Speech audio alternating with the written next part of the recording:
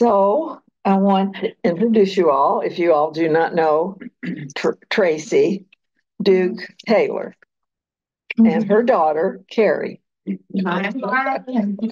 little miracle daughter, the miracle daughter.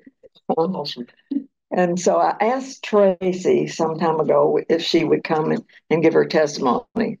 And I've told them I've been bragging about you for a long time now. I have, because you're such a great woman of faith. You are. Oh, thank you. You are, Tracy. I've known Tracy since she was 16 or 17. She was originally from a holiness type church, and so she wore long skirts and they didn't cut their hair and all that, no lipstick or anything. And so she started coming here. Well, her mother and dad heard Norman, really, and that's what changed everything. And so, and then they started bringing their children. She was a really young girl then. She's not that old now, but she's a little bit older now. So anyway,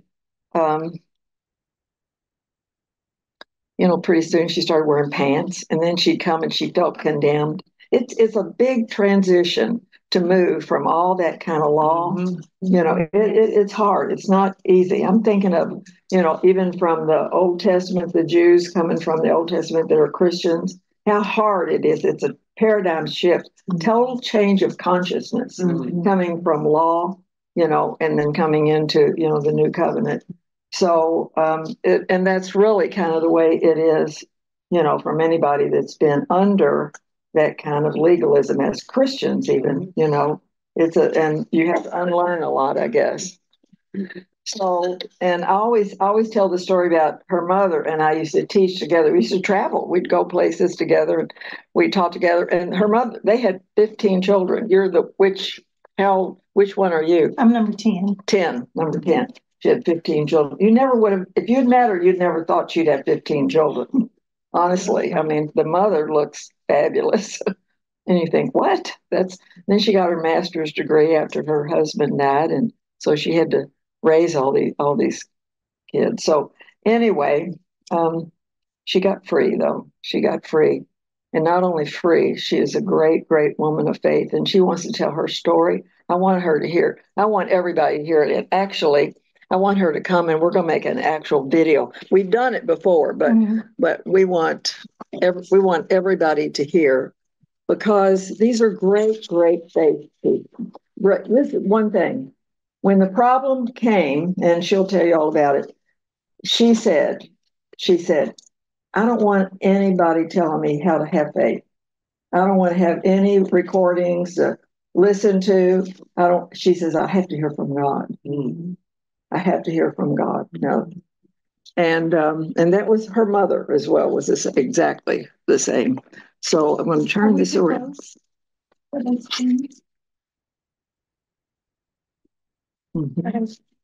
All right, now I can't tell when you're now. Okay, I think it's too close. Is that good? Yeah. Okay. Well, I can move this. Okay. Tell me how to move this. Right there. Right here? A little higher. Pull back. Yeah. There you go. Looks good. Okay. All right. Introduce yourself, Tracy. Okay. I'm Tracy Taylor, as she said earlier, and this is my daughter, my youngest child, Carrie. I guess if I had to tell the story again, when I initially told it, I just told of her involvement in faith. And now I realize I need to go all the way back, because there's a thread now that I see. And if I started out now, I would start it out with my son, Will. He was my first, and all my siblings had healthy kids. And he was having asthma attacks, and I was going into the hospital all the time. This was at a time period when asthma was not as common as it is now. So for me, it was like, okay, God, why is my child sick? And I think one time we went to the emergency room and we had to stay in the hospital, but he sounded like a robot. Everything was in there. And you know, like when people smoke and there's an electronic kind of sound. Mm-hmm. So he was sounding that way. So I was really kind of struggling. And so I always say God broke me into faith. Broke me into faith. And so he broke me into trust. It was not anything I read, anything I could conjure up, nothing that had to do with me at all. Zip, nada, at all. And so from there, I began to see, because I remember when he was born, he was really small. And the doctor told me he's going to be a runt all his life. And I remember instantly my spirit said, no, he's not. He's 6'1". So he's far from a runt. But also that kind of just, it set something about God when he started healing him. Because they had told me that he'd always be asthmatic. He's done sports. He's not really taken a little inhaler since he was like 3. He's done sports. He's been active. In fact, I have to remind him that he has asthma. I don't even know if I do it anymore because he hasn't had any symptoms. But normally when you're as severe as he was, that's it for life. Mm-hmm. So that's the first weaving of the thread of the journey. Okay, so then she comes along. And when she's born, she has everything wrong. There's absolutely, they told me she couldn't hear. They ran tests on her several times. She's not passed a single hearing test. The list was just a hole in her heart. In fact, 2 holes in her heart. The list was enormous. Actually, there was nothing more right, to the point that I was like, okay, God, I don't know what to do, but if you let her live, I can love her. I don't have any medical degrees. I don't have any knowledge, but I can at least love her. And so then the journey started being where all of a sudden God started moving and showing himself. So I've got little cheat sheets because it's been a while. She was like on 12 to 13 different medications. And they also diagnosed her with cystic fibrosis. They don't live very long. I think 11, 12. And so when they tested her, one would be negative.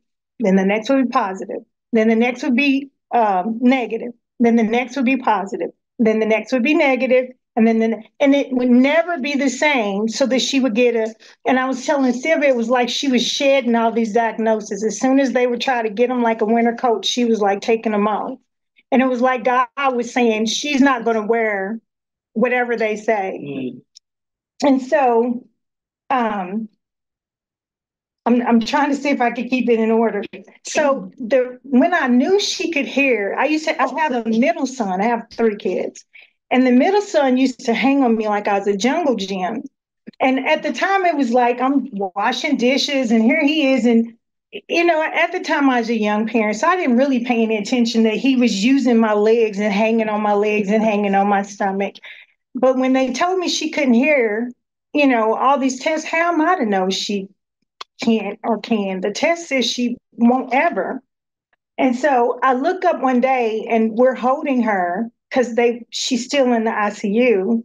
And so he comes in and he's playing on the doorknob. Well, she's killing herself to look at him. And I'm like, oh my God, she's hearing him.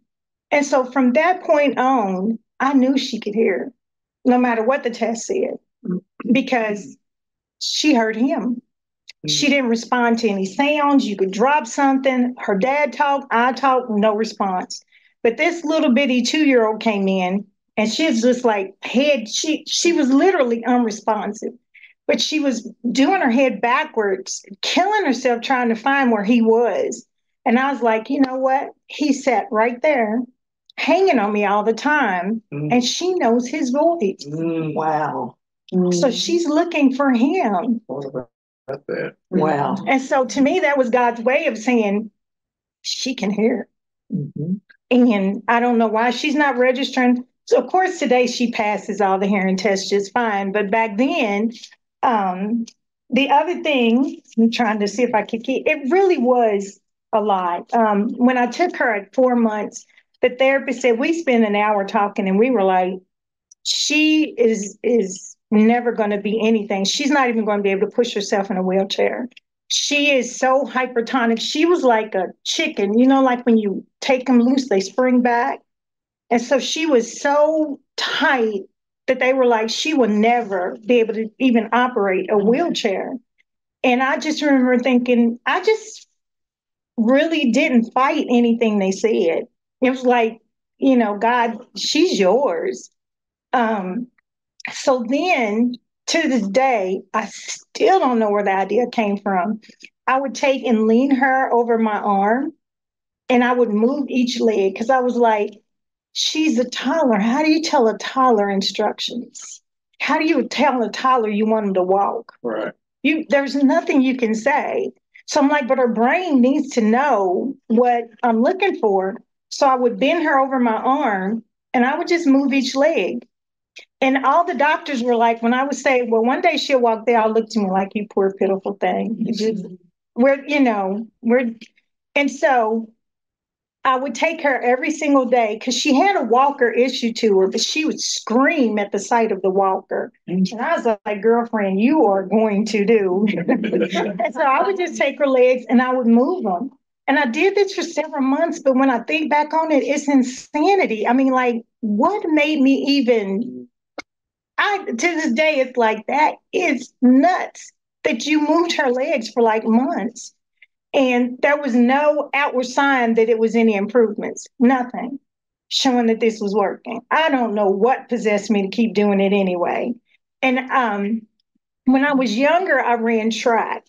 And I just remember we went to therapy, I think, twice a week. And I remember my track coach would never accept 2 hours worth of running. And, I ran in high school. He's like, this would be like a joke to him. So when I'm working with her, I take her every single day. Well, one day I looked up and I was sitting on the floor and she walked across the floor. She gave no signs whatsoever that she was going to ever walk. In fact, she still wasn't really standing. We had taken her to the orthopedic doctor. And that's when he kind of looked at me like, when I told him she would walk one day, he was the one that kind of looked at me like, okay, I'll just let her live in her delusion. And so she was on a playpen, and I never will forget it. I was sitting on the floor watching television, and all of a sudden this toddler just starts walking across the floor. And I remember when I took her back to the same orthopedic doctor, he just kept saying, I don't believe she's walking. I don't believe she's walking. I don't believe this baby's walking. And of course, people that do physical therapy, they can look and see that they can see there's a slight bend in her knee. But you got to remember, I had nobody to train me. All I had was, she won't ever, she won't ever, she won't ever, she won't ever. And now they have machines all over the place that walk people for them. But when she was born, there was none. And I guess I'm trying to make sure I get it all in order. Tracy, did you say this one time? You said somewhere in your brain you know how to walk. Yes, in the name of Jesus. Mm-hmm. Okay, say that. When she was little, I used to talk to her brain. Mm-hmm. And I would tell her brain that her brain knew how to walk.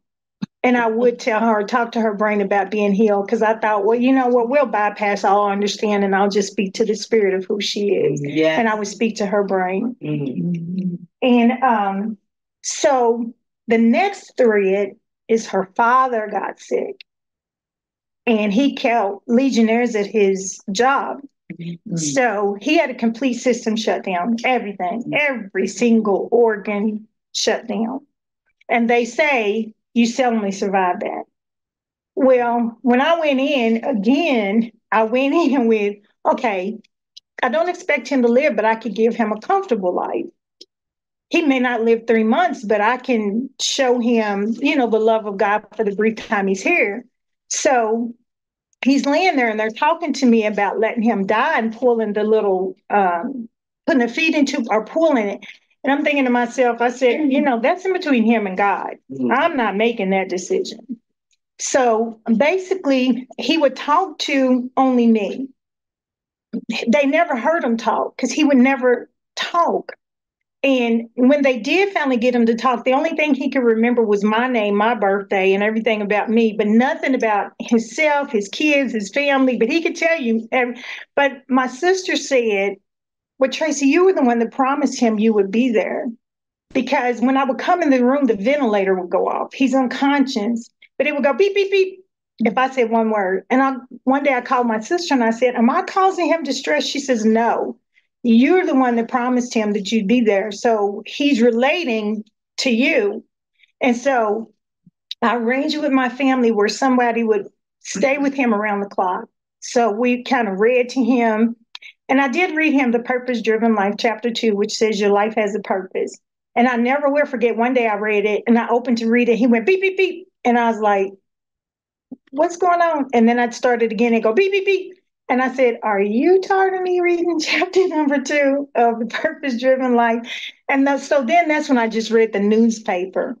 But again, they had a trach in him.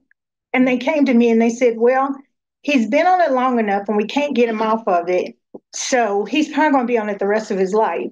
And I said, I'll tell you what, when you try to take it off, could you just make sure I'm here? And so when they tried to take it out, I would sing to him, be still and know he is Lord. And so for the whole 30 minutes, I would just sing that to him. And so he would pass it. And I think one time they tried to do it when I wasn't around and they were like, well, he failed it. And I'm like, I requested that you all not do it unless I'm here. And so then I did it again. I sung the song. They said he passed the second time. So now he doesn't have a trach. But also he was like getting dialysis. And so I remember they had came in when they had switched him to another hospital and they had said to me, well, he's been on this dialysis for so long, he'll be on it for the rest of his life. But before they switched him hospital, I had a vision that his urine was yellow. And I remember calling my sister and I'm like, I know I had a vision that his urine was yellow. And it was brown by the time they moved him. And so she said, well, then you believe what God showed you. And so it was still like a couple of weeks. And so I started getting water. Like I said, I don't have a medical degree. I don't have anything. So I'm like, I know your kidneys need water. So I would go give him water. And I think within 2 weeks, they turned yellow. And the doctor walked in the room and his urine was yellow. And also, when I took him home, he was a vegetable. All he could do was like look at the ceiling. And at one point, we were going to put him in a nursing home. But when I went in there, the walls were all white and they had like 9 people in there and they always staring at the ceiling and there was no simulation. And I was just like, this is not going to work. Mm-hmm. So I was like, he's got to come home with me. I don't have any training, but they literally had a room full of people just leaning at the ceiling. I was like, there's nothing in here.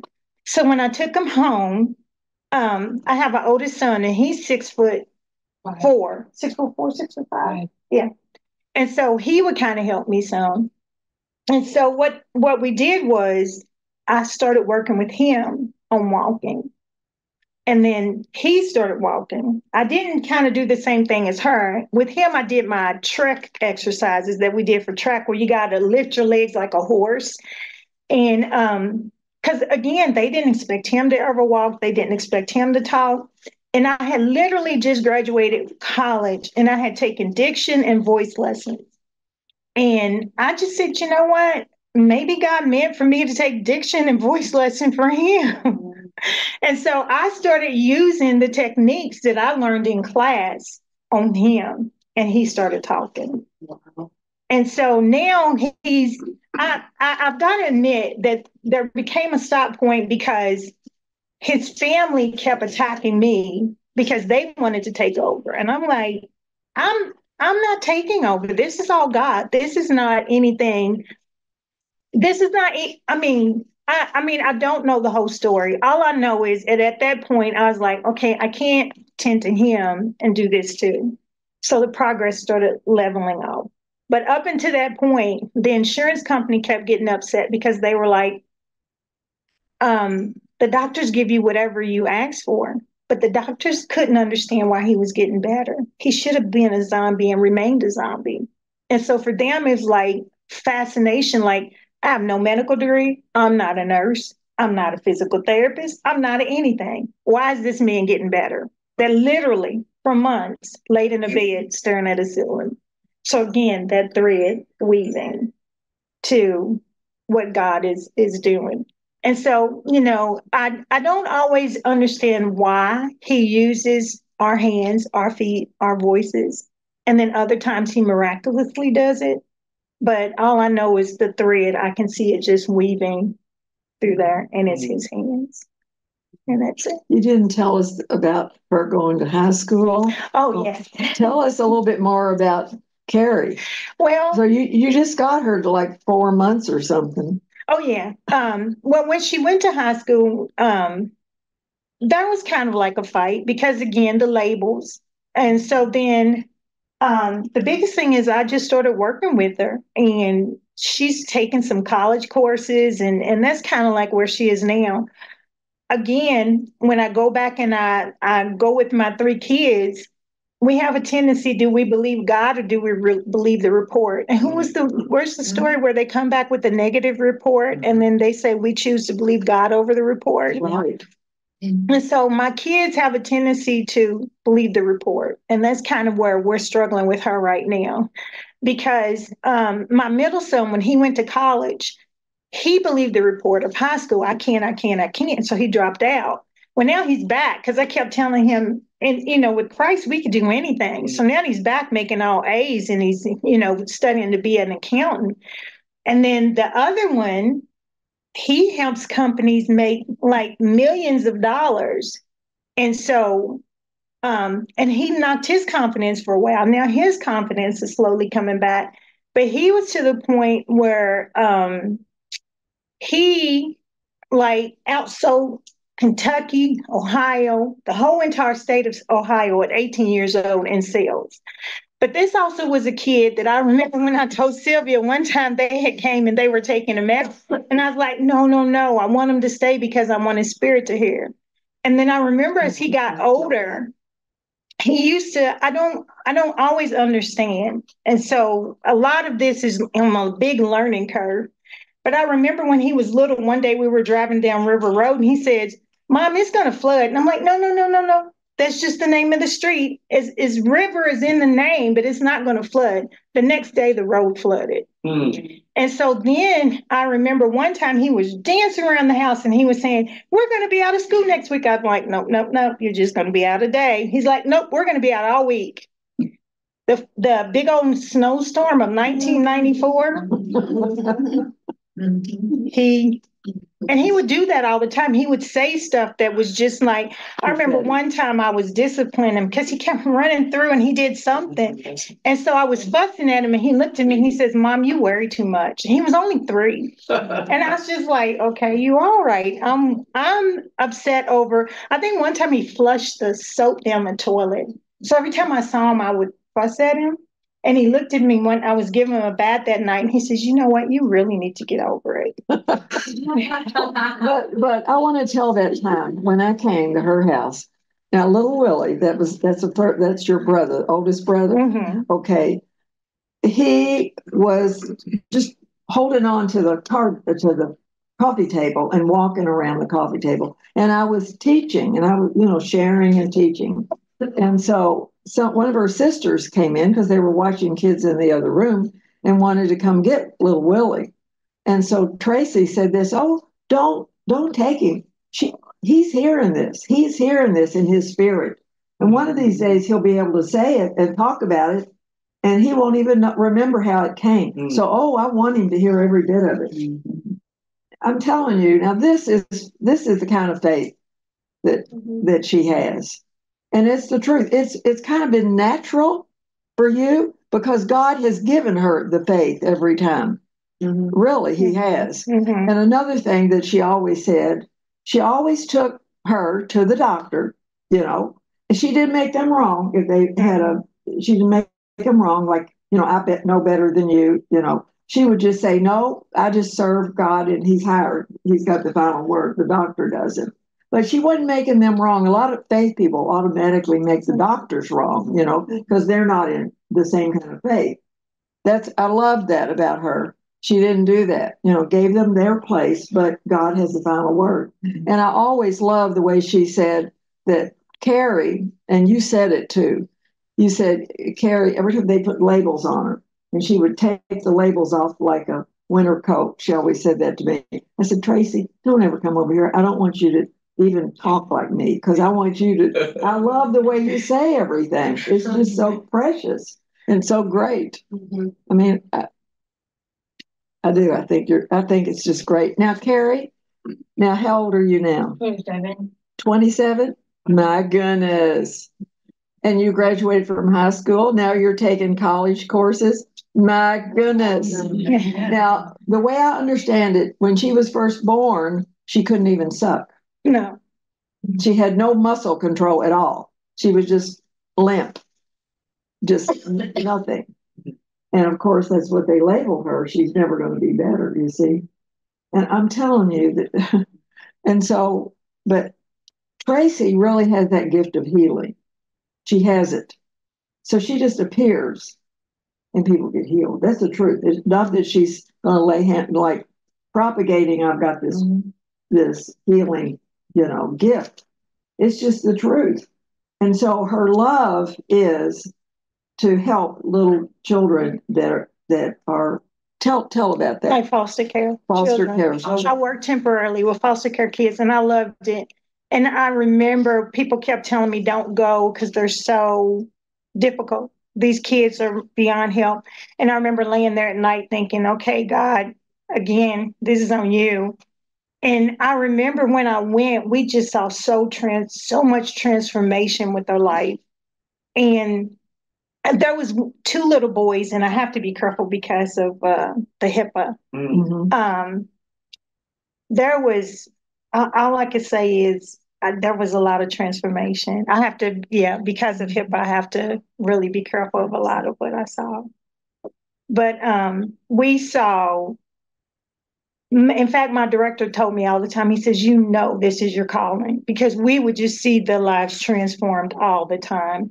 But I knew it was God, because at one point I remember when she was little and something happened to her, and I was praying about it, and it came to me, you tell her that where treasure is buried, it remains there forever, whether it's discovered or not. And so that's what I kind of use even with my clients. Even no matter what life does to you, no matter how many hits, the light that God gave you that you were born with is still there. And that's my job. Yes. Yeah. Mm-hmm. So wonderful. That's pretty much it. So wonderful, though, Tracy. Yes. I love the way what you first said in the beginning. You said it wasn't you, but how did you say it? He broke me into trust. He broke me into trust. Mm-hmm. Broke me into trust. Mm-hmm. Isn't that a great way to say that? He broke me into faith. I wrote it down. Well, same thing. For me, the thing about faith was, I don't even know if I had it the size of a mustard seed. So when he said that comment about a mustard seed, I was just like, wow, that is really true, because so much of when people are sick, we think that the faith has to be giant. And in fact, it's usually the opposite. It has to be that little mustard seed so that you're out of the way. And he just, to me, sometimes I think God likes showing off. Well, he does. Yeah. He does. Hey, Tracy.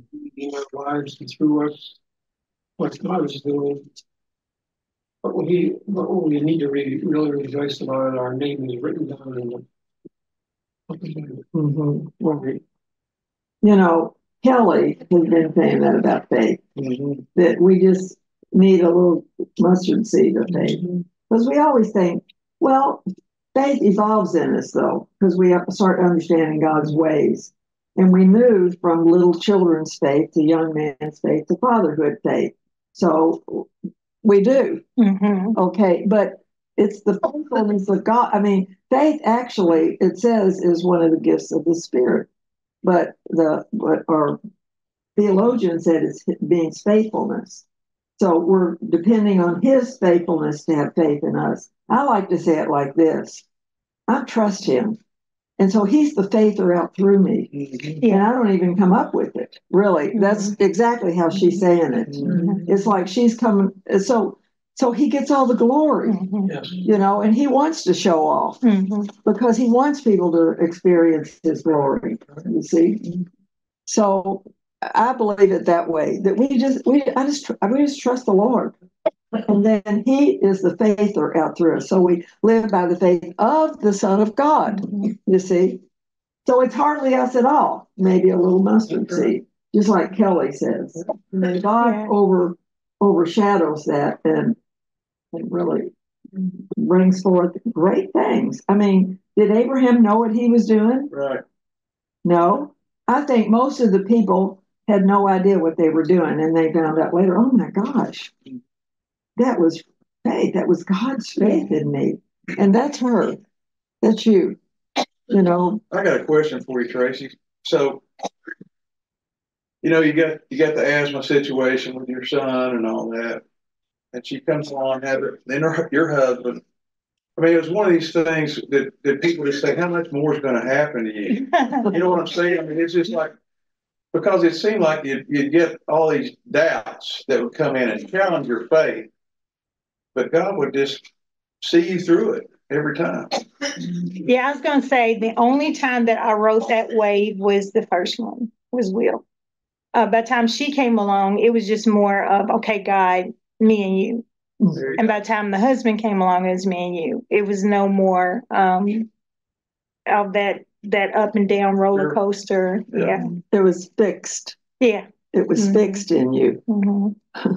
And you're just not going to take it. Mm-hmm. That's right. You're not going to take it. I do remember they sent him to, at the time, Kendrick was a place where you couldn't stay in the hospital anymore, but you weren't going to be well enough to go to the nursing home. So they sent you there to die. And they didn't really tell me that.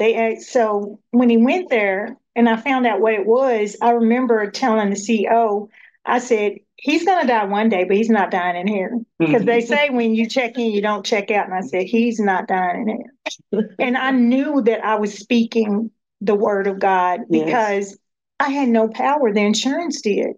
Wow. And I remember the insurance don't have power over God. That's right. And so I just thought, I don't know how it's going to happen. But, and I remember the day they transferred him out, the CEO came down and he just said, we're going to miss you. Because I was just, whatever they said, I was like, I'm not fighting you all. You can say whatever you want, do whatever you want. The nurses would come in, I'd be pleasant with them. The doctors, I'm like, I'm not fighting you all. The simple fact is he will not die here. But you all can fight, but I'm not going to fight. You were just believing. You weren't fighting, you were believing. You were just saying, too bad for what, this is it. This is what's going to happen. Mm-hmm. And that's how confident faith is. Mm-hmm. It really is, where you just, no, you're not taking anything else. And God gives you that. So he's given you the gift of what most people would be so discouraged and, they think, God can't even love me because I have one thing after another. I'm hit all the time. But through it all, it grew you up in faith. Mm-hmm. Mm-hmm. So that's just awesome. It is awesome. It's just awesome. Yeah. We heard the results of Carrie and your first son. But what about your husband? I mean, is he well today? Or? Oh, he is in an assisted living facility. Okay. But the doctors do call him a miracle because whenever I come in, they're just like, because the very fact that he's alive, he should have never survived the system shutdown. When I say shut down, I mean everything went down. And I remember working his legs when he was, because they were cut off all the circulation to the blood to his arms and his legs. And they were talking about maybe he possibly would have to lose them because they had to save his heart. And I remember just going in, working his legs so that the blood could circulate just because they had shut it down. But I knew if I moved them, that blood would still kind of flow there. And they didn't mind that I did it. They said, good for you. We're glad you're kind of like a little aware of what to do. And like I said, I remember when I said that he would walk again, and I remember the doctors looking at me like I was crazy.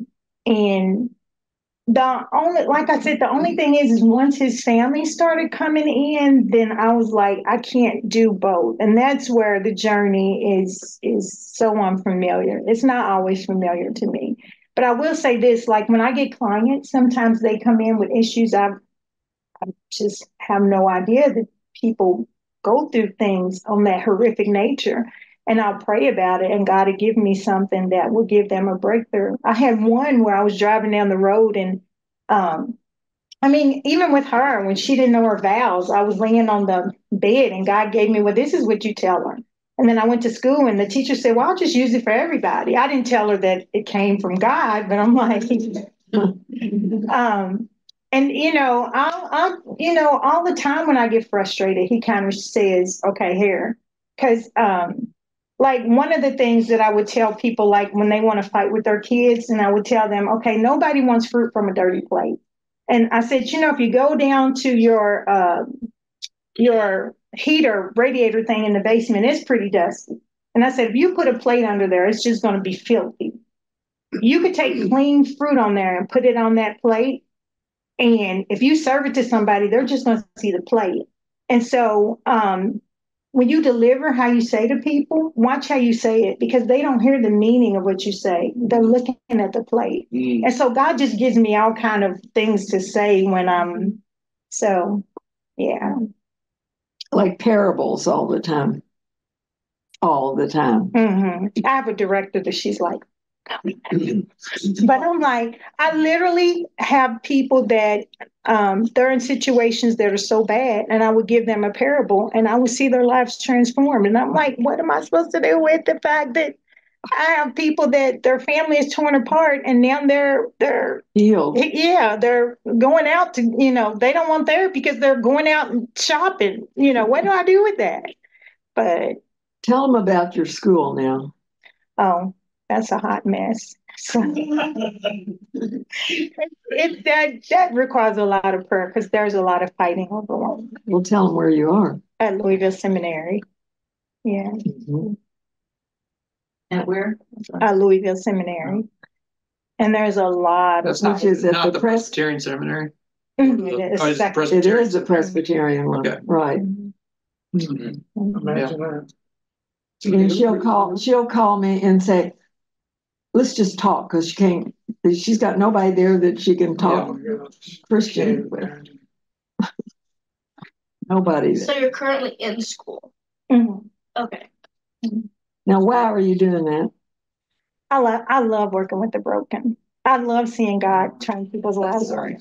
People I think are hopeless, I just absolutely love seeing God turn their lives around. Because I literally have clients come to me that say they feel like junk, or they feel like they are so broken, there is nothing under this sun. And I'm like, oh my God, God can do. And I just love seeing him, like even with the foster care kids, I love it. I love seeing, I just think about the different things God gives me to say to people, because sometimes I'm like, I don't even know where some of the stuff that I say to people come from, but it resonates with them because I'm praying about them constantly. And I have seen majority of my clients have turned their lives around, and some of them, their lives are, if you ever read it in a book, you'd be like, there is no way under the sun this person like would ever turn around. And I have seen it time and time. You're a Christian counselor, or what is your clients? What are you? We do get to pray with them, but no, the clients are.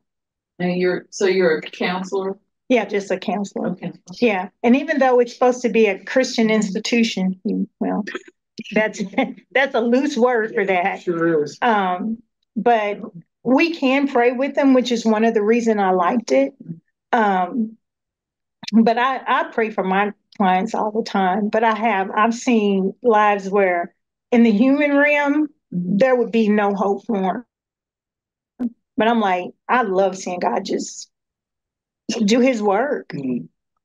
And I would say the majority of them, because I guess even with addiction, and I got to be careful because of HIPAA. Sometimes I get people, and this is even, I guess I can say this because I get people outside of the therapy, and so they don't mind me telling theirs, where everybody around them is addicted. And I've seen God turn their lives around. And I've seen when he turns one around, it's like a big chain reaction where another one will come with them. Oh, wow. Yeah. So I love working with the broken. Love it, love it, love it. Because I don't believe that in God's eyes, there are no broken. Because the moment he told me with her that once treasure is buried, now when I go see a client, my first thing I think is, where's that light? Where's that light of God that's in you? Whether you believe in God or not, he believes in you. And where is it? And that's what I go for. Wow. And that's what I pull on whenever I'm working with them. You tell them that? Some I can, some yeah. Because I get Christian people that the church can break you too. So I get some Christians that come up in there and yeah. The worst. Mm-hmm. Church can be a steamroller. Oh, yeah. That's right. Could you explain that a little bit more? Oh, not as good as somebody like Sylvia. No. I think she's just saying that the church can steamroll people in the fact that, like, if they're super religious, if they're law, if they're not giving them life, and so that piles up, and people can get 10, 20 years into that, and be completely lost, completely broken. But they're part of a church, and they call themselves Christians. Mm-hmm. And when the church breaks you, where do you go? Exactly. Well, right. Mm-hmm. Who's safe? Mm-hmm. We experienced that when we moved here. We had gotten involved in pretty much a cult, and one night something happened, and we just moved here to Louisville. Knew nobody. We remember getting in a car and just driving. It was raining, and I was crying. It was a wonder I didn't even have to see out the windshield between my tears and the rain. And it dawned on me, I had nobody that I could call, nobody I could go to. Yeah, the church can really be yeah. So that's pretty much it. So great. Yeah, that's so great.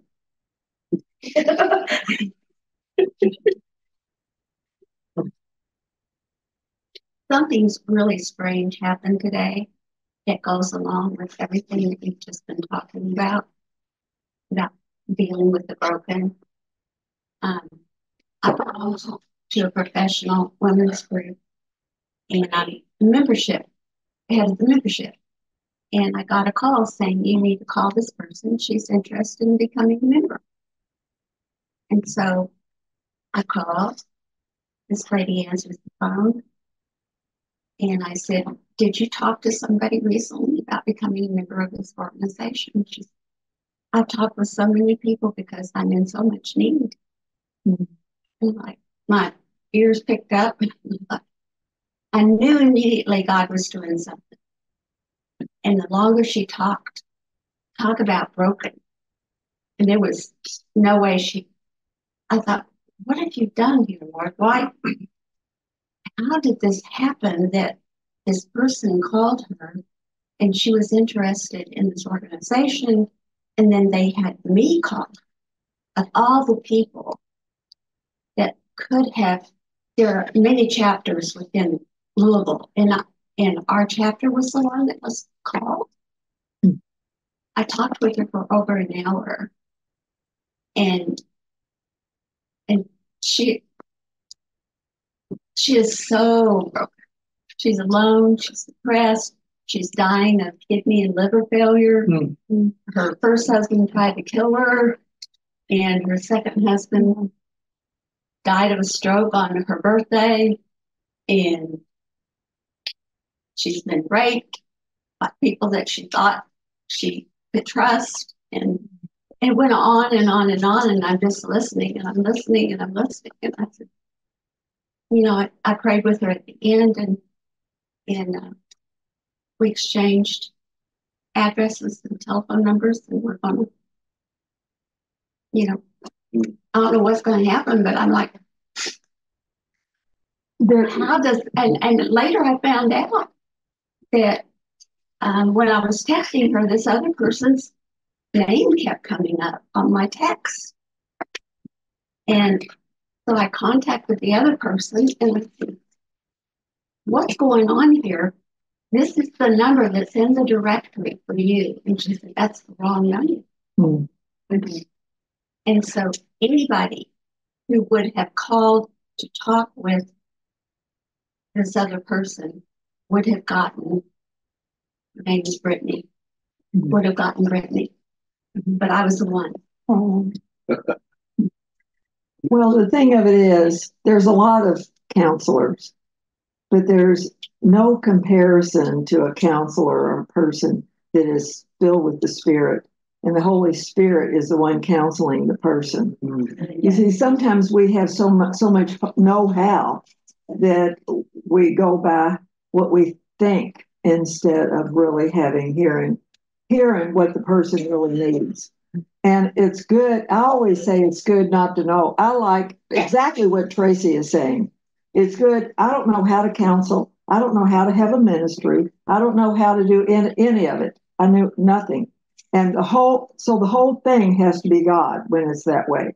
And a lot of times people that are so educated, they've got so many cliches and so many patterns that they go by, you see, and they hone you into a pattern. Well, and they put a label on you. You're this, this is your problem. And then you're stuck with that and believing that you just have to live with it the rest of your life. So without this kind of faith, that we don't have to take any of that. And I love the way she doesn't make the doctors wrong, but they're not the final word. That's the point. That's the point. Because a lot of faith people, they think, well, the doctors don't know, and we're the ones that know, and they get kind of high-minded about it, you see. We don't have to be that way either, you see. We don't. And it's humility, really, that wins. Love and humility is what wins, you see. And so, I mean, and God has gifted every one of us. Every one of us have special gifts. We do. And that's her special gift. And God takes the emotion. The emotion is out of you, and it's just faith.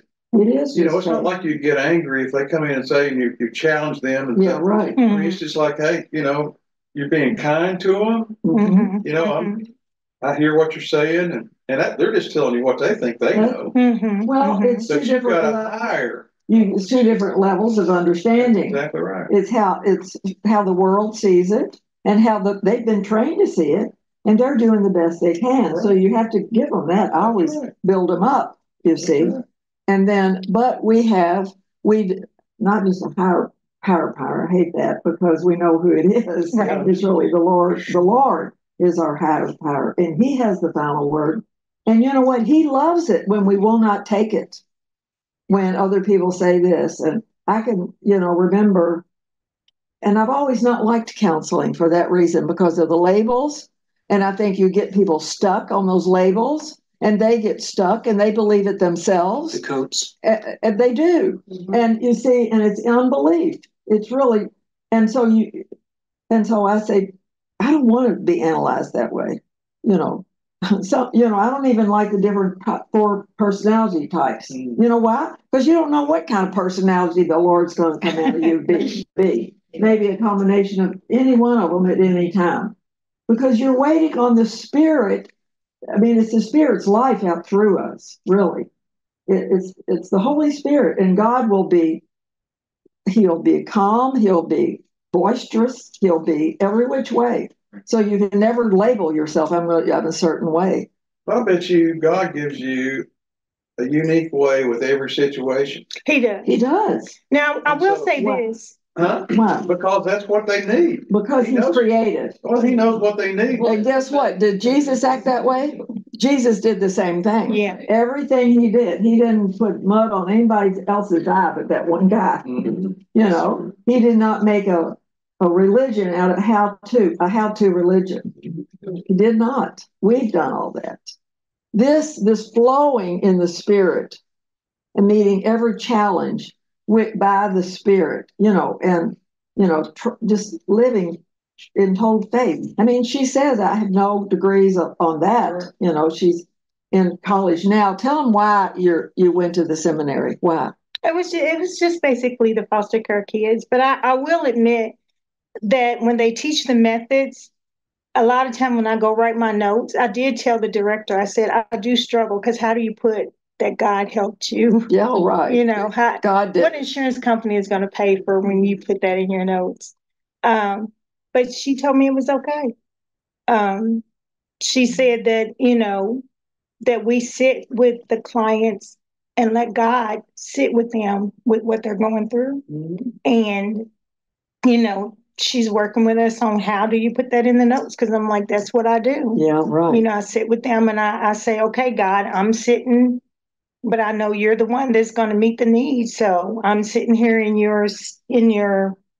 but you are going to, but you have to turn in the notes as part of the program. Mm-hmm. But I just put what we say.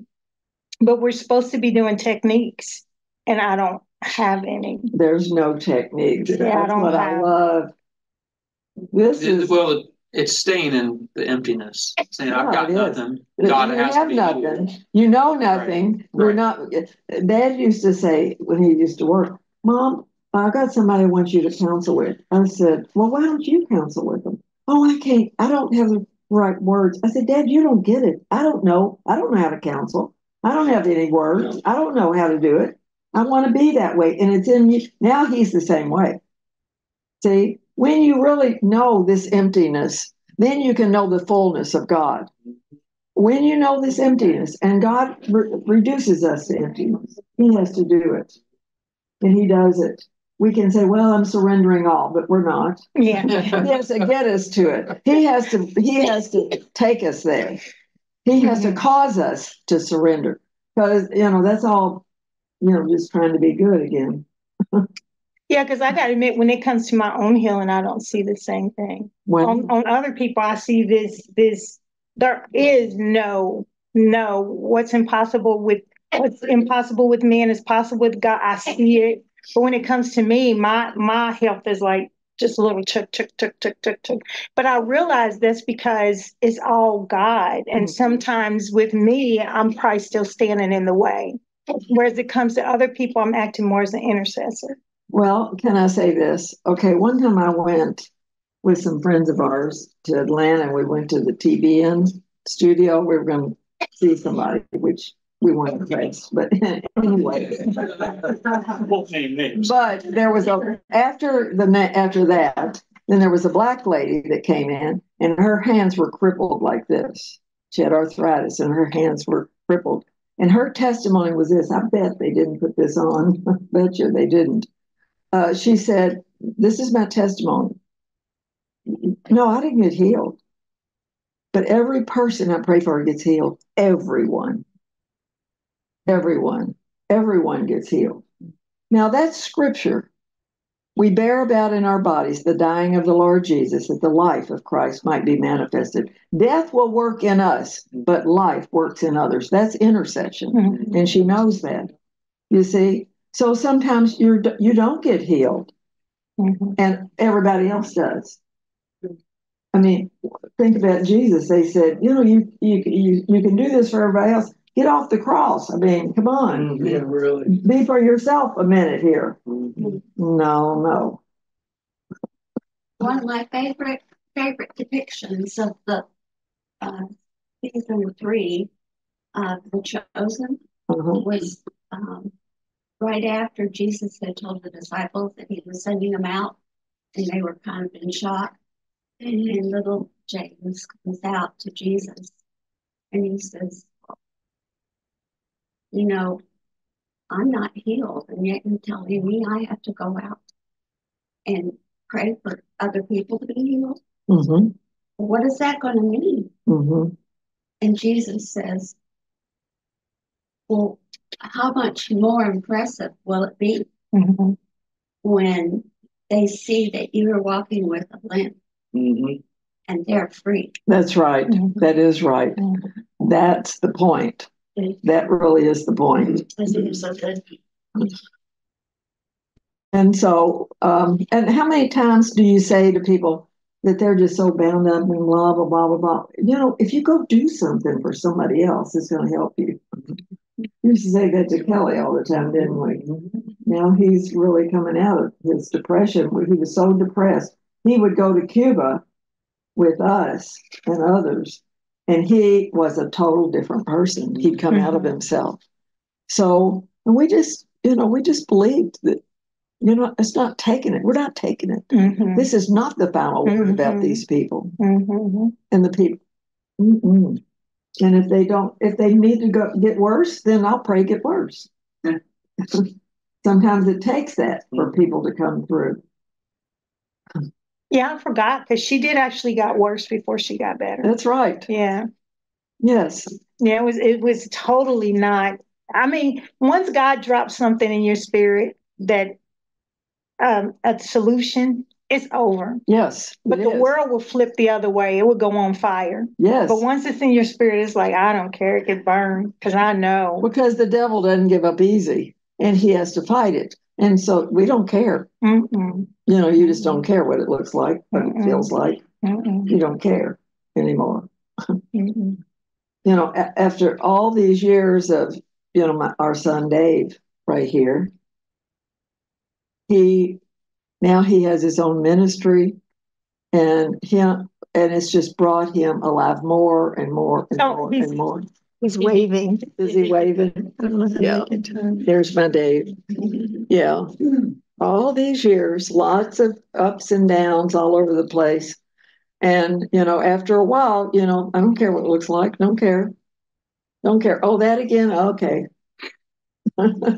No, because you've already got him home in the spirit. Home is in the spirit. We know that, and he had a taste of it when he went in the jail and got anointed. And he needs to give his testimony about that. That's really a great testimony. God does the oddest things. He's just always up to something. And he and I had a word of faith that my book, The Treasures of Darkness, would be in all the jails. That's what we wanted. Yeah. And we had a word of faith. 2 weeks before. Later, the sheriff ended up in our front door, knocking on the door, arresting him, putting him in jail. Oh my goodness. And guess what? I got to send my books over and over with the Bible to jail. And then they got dispersed everywhere. They did. Really? Yes. All over the country. All over the country. No. But let's saying something. Okay, let me just say this. The first thing is, we paid his fine because he was out without a job, behind on child support. That's what it was. And you get put in jail. You're behind on child support. Yeah. So we could have paid it. Do we pay it? Not. And Dad and I both said no. And so David was asking, that could have been a possibility. And so we said, no, Dave, we're not. The very first thing he said, well, then God means me to be here. Oh. That set the course right there. God means me to be there. And when he left, the jailer said, you've taken this hellhole and turned it into heaven. It's the truth. So where does God show up? In the worst places, in the most broken people. In the least. He loves to show off, just like Tracy said. Like he loves to show off. Then it's him.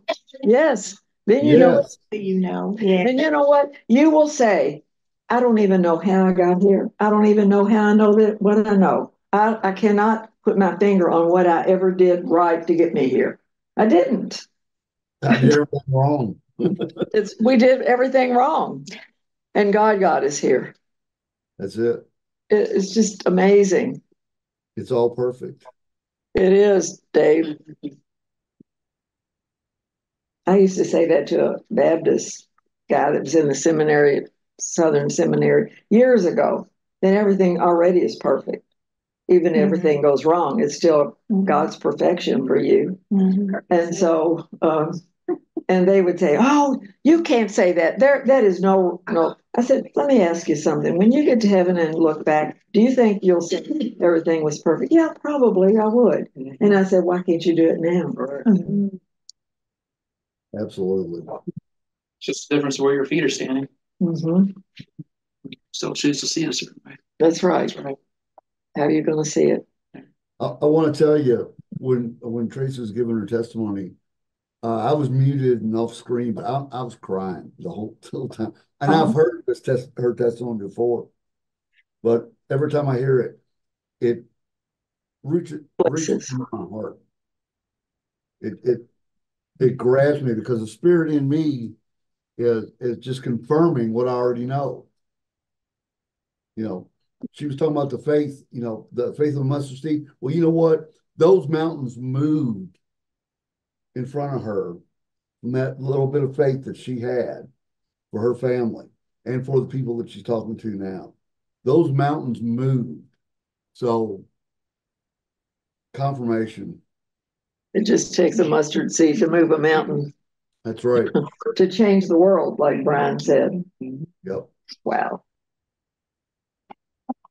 Yeah, one of his doctors still call him his miracle patient because he's like, there's no explanation why he should be.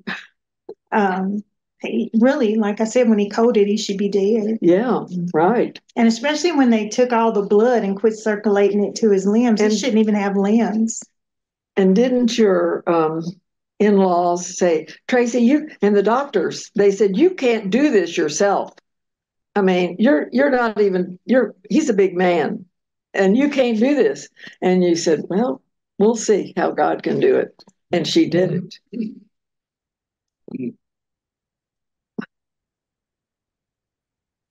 So every challenge in life is meant to go in this direction. It's meant to go in this direction, this kind of direction. To show God, to show off God. I mean, she's right. God loves to show off.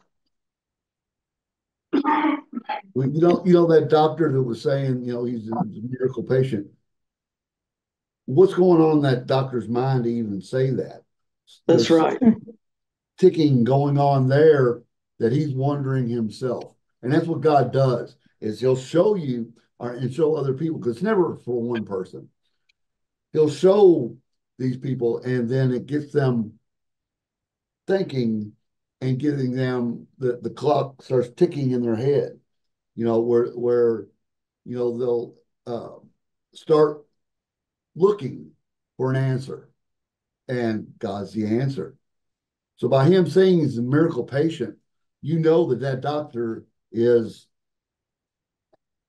thinking and wanting to know what's really going on.